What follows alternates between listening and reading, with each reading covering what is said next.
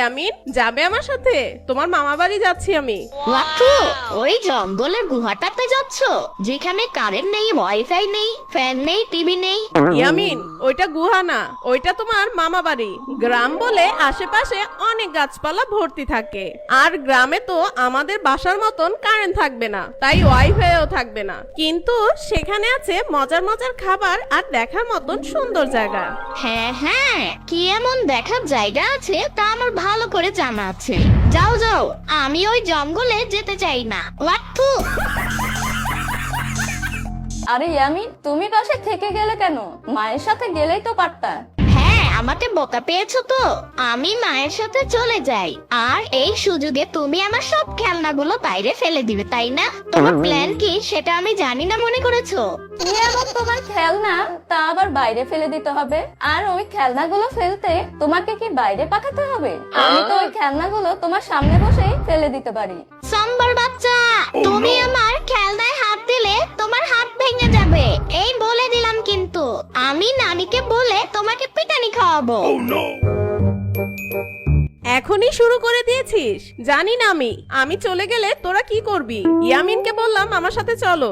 আমি বলেছি না ওই ভূতের গুহায় আমি যাব না। এই সাম্বাটাকে নিয়ে যাও, আর সেই জঙ্গলে গিয়ে একটা ভূতের সাথে এই সাম্বাকে বিয়ে দিয়ে দিবে। হা হা হা, সাম্বা ভালোই হবে, ভূত তোমার জামাই হবে। হা হা হা। ইয়ামিনের বাচ্চা, তোদের দুজনের পায়ে পড়ি, তোরা একটু চুপ থাক। তোর বাবা অফিসের কাজে বাইরে গেছে, না হলে এত চিন্তা করতাম না আমি। সাম্বা, ইয়ামিনকে দেখে রাখিস, আর ইয়ামিন সাম্বার কথা শুনে চলবে। আচ্ছা ঠিক আছে আপু, তুই সাবধানে যা। ইয়ামিন, চলো আজকে আমরা পার্টি করি, মজার মজার খাবার খাবো, আর অনেক মজা হবে। কিন্তু মজার মজার খাবারটা রান্না করবে কে? কেন? আমি আমি মজার মজার খাবার রান্না করব।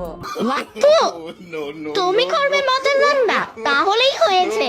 তোমার কি মনে আছে আমার টাইসন তোমার হাতের রান্না খেয়ে ও বমি করে দিয়েছে, আর ওর পেট খারাপ হয়ে গেছে। আরে বোকা, আমি তো ঘি দিয়ে রান্না করেছিলাম। আর জানো না কুকুরের পেটে ঘি সহ্য হয় না। সাম্বা, ওইটা কুত্তা না, টাইসন বলো। ওটা যাই হোক, এখন আমি ছাড়া এই ঘরে তো কেউ রান্না করার নেই, তাই আমাকেই রান্না করতে হবে।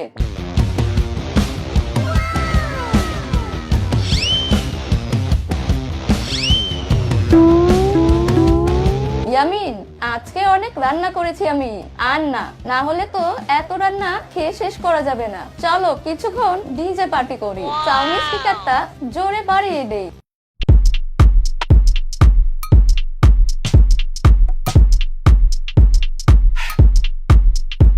সাম্বা, তুমি একটু থাকো। তুমি আমাকে দিয়ে খাটিয়ে নিচ্ছ ফাও ফাও, তাই না? যাতে আমি কম খেতে পারি। না ইয়ামিন, আমি এমনটা করব কেন? তাছাড়া কষ্ট করলে কম খাওয়া যায় এটা কে বললো? বেশি পরিশ্রম করলে তো বেশি ক্ষুধা লাগে। তাহলে ওই দিন তো আমার টাইসনও অনেক পরিশ্রম করেছিল, ও খেতে পারলো না কেন? ও কেন বমি করলো? আর ওর পেট খারাপ কেন হয়েছে? পাতলা পায়খানা করে দিয়েছে। ইয়ামিন, আমি কতবার বলবো, ওই দিন খাবারে আমি ঘি দিয়েছিলাম, যা কিনা তোমার ওই টাইসনের পেটে সহ্য হয়নি। কি বলছো? কুকুরের পেটে ঘি সহ্য হয় না? এটা আবার কে বলেছে তোমাকে? হ্যাঁ, কিন্তু তোমার পেটে তো ঘি সহ্য হয়। তার মানে কি সাম্বা, তুমি কুকুরের চেয়েও বড় কিছু? ইয়ামিনের বাচ্চা,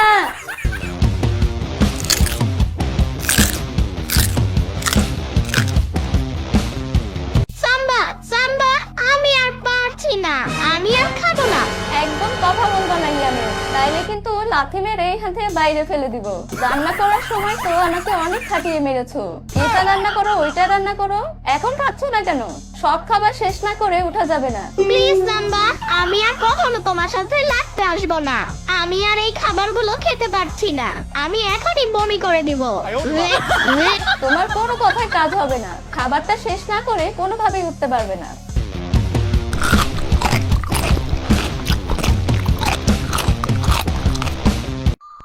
ইস রে ইয়ামিন, পেটটা কেমন মোচড় দিয়ে উঠেছে। ওই কথায় কাজ হবে না, আমাকে এই খাবারগুলো খেতে বলে নিজেই কেটে পড়া ধান্দা, তাই না? আমি তোমাকে কোথাও যেতে দিব না সাম্বা।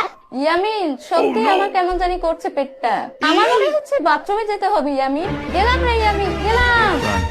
সাম্বার বাচ্চা, আজকে তোমার খবর আছে। আমি তোমাকে ছাড়বো না। কি ভেবেছিলে আমাকে? এই বাথরুমের ভিতরে গিয়ে তুমি খাবার থেকে বেঁচে যাবে? এত সহজ না। তুমি বাথরুম থেকে বের হলেই তোমাকে এই খাবার খেতে দিব।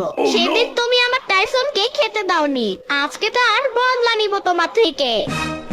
ওরে বাবা, এ কি হলো? ইস, আমার পেটেও তো কামড় মেরে উঠলো। মনে হচ্ছে এক্ষুনি আমার বাথরুমে যেতে হবে, কিন্তু সাম্বা তো আগে থেকে বাথরুমে বসে আছে। এখন কি হবে? আমি তো মনে হয় প্যান্টের মধ্যেই হেগে দিব। সাম্বার বাচ্চা, বের হও তাড়াতাড়ি, না হলে কিন্তু ডাল খিচুড়ি হয়ে যাবে। আমি তোমাকে ছাড়বো না যদি প্যান্টে হাগু করে দেই। আরো 30 মিনিট ইয়ামিন, এর আগে আমি বের হতে পারছি না। তুমি একটু চেপে বসে থাকো। সাম্বা তাড়াতাড়ি, সাম্বার বাচ্চা বের হও তাড়াতাড়ি, না হলে কিন্তু আমি এইখানেই হাগু করে দিব। বের হও সাম্বার বাচ্চা। তুমি যা ইচ্ছা করতে পারো, আমি এখন বের হতে পারবো না। আমার পেটটা কামড় দিচ্ছে। ওরে বাবা রে, সব খাবার মনে হচ্ছে একবারে বের হয়ে গেল রে। না, আর এভাবে বসে থাকা যাচ্ছে না। তার থেকে বাইরে গিয়ে বসে পড়ি। রুমের মধ্যে হাগু করলে আম্মু আমাকে পিটানি দিবে। এক কাজ করি, এই পলিথিনে হাগু করে দূরে ছুঁড়ে ফেলে দেই।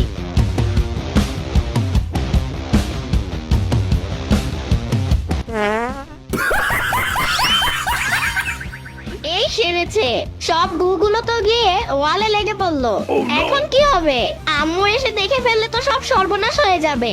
এক কাজ করি, এই কাগজটা দিয়ে হাগুগুলো ঢেকে দেই।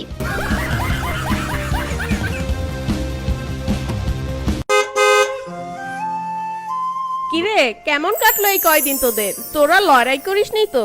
না মা, কিন্তু খাওয়া দাওয়া ভালো হয়নি। সাম্বা একটু ভালো রান্না করতে পারে না। একটু কি জঘন্য রান্না। ও তাই না? খাওয়ার সময় তো ঠিকই গাপুস গুপুস হাঁসের মতন খেতে থাকো। আচ্ছা আচ্ছা, ঠিক আছে, এখন আমি এসে গেছি, আর কোনো চিন্তা নেই। এখন তোদের ভালো ভালো রান্না করে খাওয়াবো। নে, এটা খেয়ে দেখ তো কেমন হয়েছে। বাহ, খুব ভালো হয়েছে তো। কিন্তু ঘরে তো কোনো বড়া ছিল না। তুমি এই বড়াগুলো পেলে কোথায়?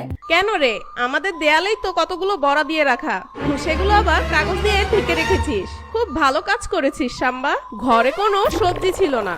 আমাদের দেয়ালে বড়া? আমি তো কোনো বড়া দেইনি, আর এটার কথা তো আমি জানি না। কাগজ দিয়ে ঢেকে রাখবো কি করে? ইয়ামিন, তুমি কি কিছু জানো?